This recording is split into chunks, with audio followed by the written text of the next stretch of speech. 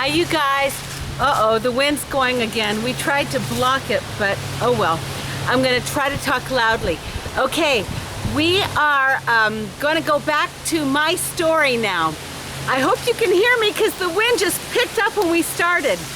Okay, my story, and we're in Europe, traveling throughout Europe, remember? Okay, so, again, my daughter said that I should super glue it. Sorry, just a minute. Let's see, okay. All right, anyway, okay, there we go. Okay, so anyway, we were traveling throughout Europe. Now remember how I used to always make my life was in my own mind it was as a movie, right? That my imagination would go full speed ahead into whatever circumstances I was in. Well, now we were traveling through Soviet Europe, and because it was back in between 1979 1980, and so it was Soviet Europe, and with every Soviet country that we were going through, I would get, and every single time the soldiers would come on board. To every time we went through a border, the soldiers would come on board and give us the evil eye and stuff like that. Now I gotta make a little disclaimer here. It is, it is the countries, both countries, all the countries have propaganda. Because I know that there's some people who grew up in the Soviet countries out there who are watching me, or their parents did. But the thing is that all countries have propaganda. And God doesn't, he looks at the individuals. We love the individuals, but the countries put all this fear on both sides. I know that the Soviets probably were scared to death of us Americans, and we were scared to death of the Soviets. But anyway, so as we would go through Romania, Bulgaria, Yugoslavia, I forget what else, and then into the Ukraine that was part of the Soviet Union. As we were going through these countries, and the soldiers would come on board and look at us meanly, my mind was going a million miles an hour and imagining every movie I'd ever seen, and it built up and built up and built up till finally we were going into the Soviet Union, into the Ukraine, and they had given us words to memorize, like Christian words to memorize and stuff like that. And I forget what they are right now. It's been so many years. But so I had all this Christian propaganda on a piece of paper.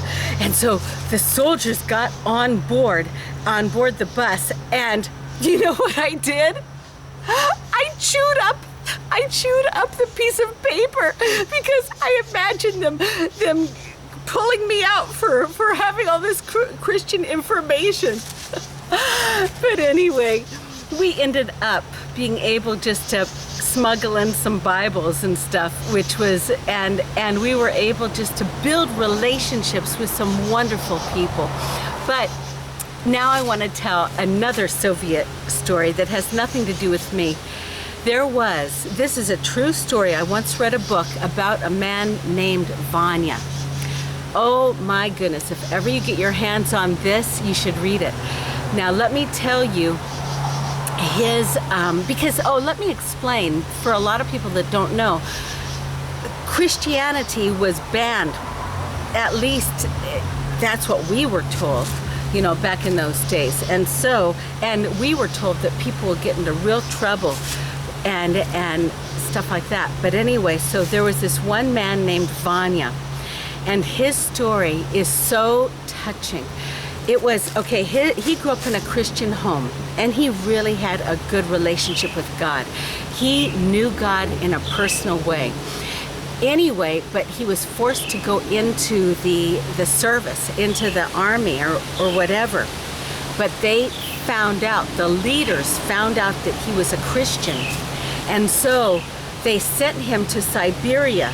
Siberia, as far as I know, can get really, really, really cold, like freezing to death cold. So anyway, they were trying to punish him for being a Christian. And so what they did is that, now I know this sounds impossible, but it was true. And I don't think this was propaganda this was a true life story. They were, so the guys were trying to, the leaders were trying to punish him for keeping his beliefs of being a Christian. And so they stripped him down to his underwear and put him out in the freezing cold. And so then, and they made him stand at attention out there. Anyway, there were guards that came out, I mean not guards, but some of the bigwigs came out to check on him, and they were freezing cold, and they had on their big fur coats and everything and their big fur hats, but they came out to check on him. And guess what? Believe it or not, but I believe it. I believe that God did a miracle. He was not cold at all. He was in his underwear, he was not frozen, and God had given him a supernatural warmth. Meanwhile, the guys in the fur coats were freezing. So that's a beautiful story I wanted to tell you.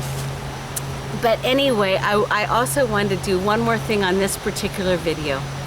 And that is, you know, as I was going through, as we were traveling on the bus, I'll never forget, I had just learned this beautiful song by a man named B.J. Thomas. Back when I was in my 20s, he was a famous guy. He wrote the song, most of you probably never heard of this, Raindrops Keep Falling on My Head. But anyway, he wrote this amazing, amazing song that as I kept doing it over and over in my head as I was traveling, and I would look out the window and see the gypsies in their native costumes and in Romania and different people, and my heart just went out to them. I loved them so much. But this was the song that kept going over and over in my head. Excuse my voice once again, but I want you to hear it. Okay, help me, Lord. There's a gap in the world only love can fill, and we can bridge that gap if we have the will. No, it won't be easy, we'll need help from above, but if everybody something in, we can build a bridge of love. Let's build a bridge of love across the sea of hate, from nation to nation, spanning through each generation. Let's build a bridge of love across the sea of hate, hand in hand, side by side, that's what it's going to take. Then one day when we cross that bridge to the other side, and we leave behind this old world of strife, when we reach the new world, hate will never fear. And I bet if we could see God's face, he'd be smiling from ear to ear.